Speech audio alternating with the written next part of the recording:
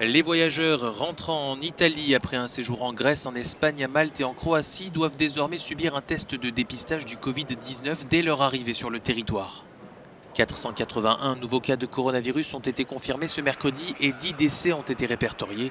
C'est plus du double de ce qui était observé au mois de juin. Dans les régions d'Italie où il n'y avait pas beaucoup de cas confirmés, la présence de personnes qui arrivent de l'étranger porteuses du virus est potentiellement très dangereuse. C'est pourquoi il est important de les tracer et de les surveiller. L'Italie a été l'un des États les plus durement touchés par la pandémie, mais le pays a réussi à contenir la propagation du virus grâce à des mesures strictes. Les vacanciers qui se rendent dans des zones où les règles sont beaucoup plus souples posent donc problème dans une Italie encore choquée et qui tente de reconstruire son économie. L'augmentation des cas de Covid-19 en Italie est progressive, contrairement à l'Espagne et à d'autres pays européens où la flambée est plus importante et où des confinements localisés ont été mis en place.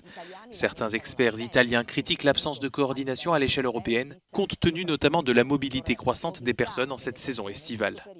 Giorgio Orlandi, Euronews, Roma.